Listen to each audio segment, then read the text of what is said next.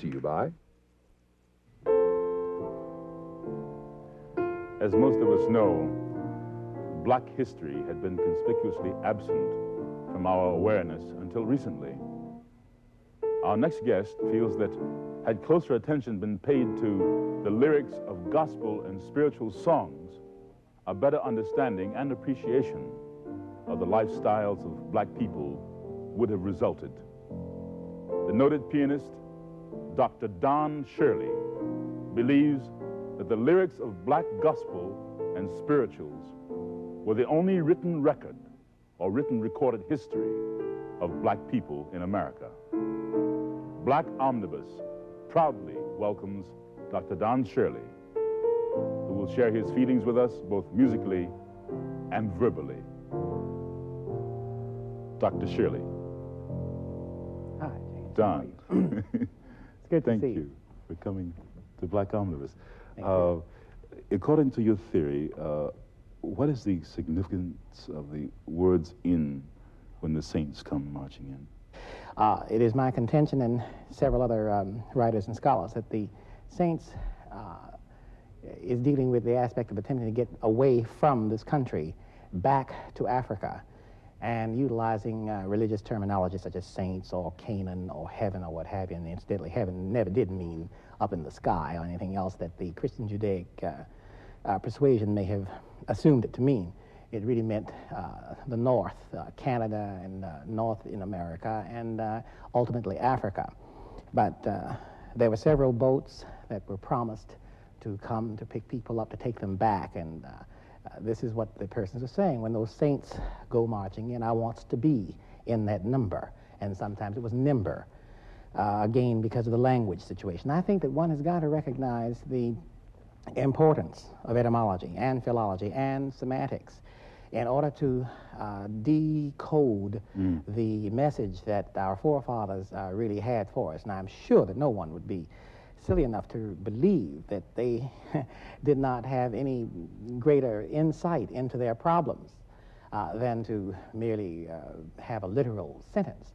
So it is up to us, really, to decode the message.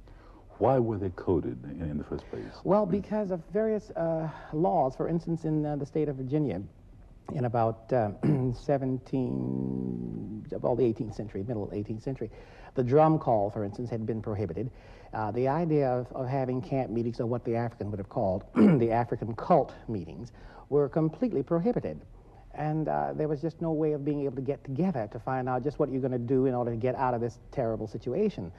And then whenever there were meetings, one could not have a meeting unless the overseer or at least some Caucasian happened to have been present. Well, they caught on to that too. So this is where Moses came in, incidentally. The so-called Go Down Moses happens to have been a Protestant a minister, Caucasian minister, who had been a great sympathizer where slaves were concerned. And so therefore they got the idea of dressing up in clothing like a master, and then the overseer, of course, looking 2 blocks away or what have you, could see that there was someone there thinking that this was a white person, and they would have their meetings.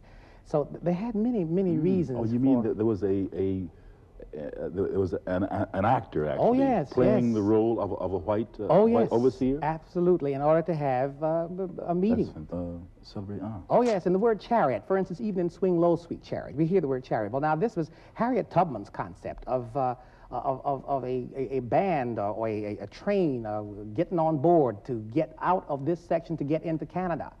And the chariot's coming. And this was the hope. This was the optimism, you see. And of course, these words, these very optimistic words, were different, of course, in different areas because of what the situations and problems were.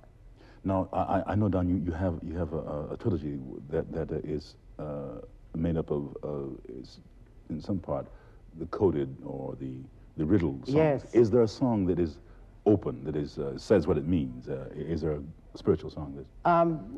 Rarely. Well, with the exception of this. Well, the first one that I'm going to do is called "Glory, Glory, Hallelujah," when I lays my burdens down. And of course, the burdens immediately imply all the hardships. And glory, glory, when I lay them down, what I'm going to do. Now, what I'm going to do is I'm going to see my dear old mother, and that mother had nothing to do with genetics. This is Mother Africa, or I'm going to see my dear old father, Father Africa. You see my dear old brother, and so forth and so on.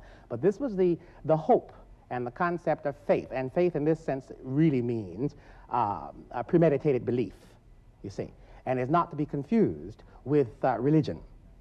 Now, I don't mean to imply that religion does not play a great part in the lifestyles of black folk, because it certainly does. But at this era, at this point, we haven't gotten to the aspect of the gospel. But in this piece that I'm going to play, I'm trying to combine all the eras, you see, and the idea of when I lays my burden down, then leading into the Protestant hymn of where he leads me, I will follow. All right. You see. Before you start that, then, because it is 3 songs right? Yes. 3 songs.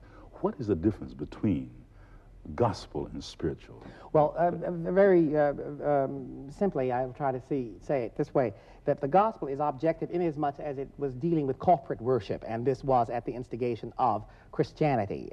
This is after the spiritual, of course, or after and during the advent of the spiritual.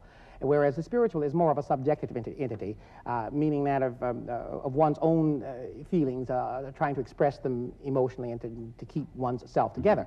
And then, of course, utilizing them as utilitarian concepts of strategy.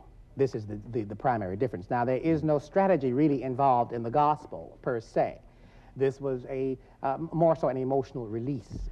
Well, it was the group therapy of the spiritual. Yes, that's right, that's right. And so then out of that came the blues. Gospel is more, has to do with more how many people sing it and how people participate rather than the difference of the kind of song. Yes, I see. yes, exactly. Do you want to lay your burden down now? Well, let's try it.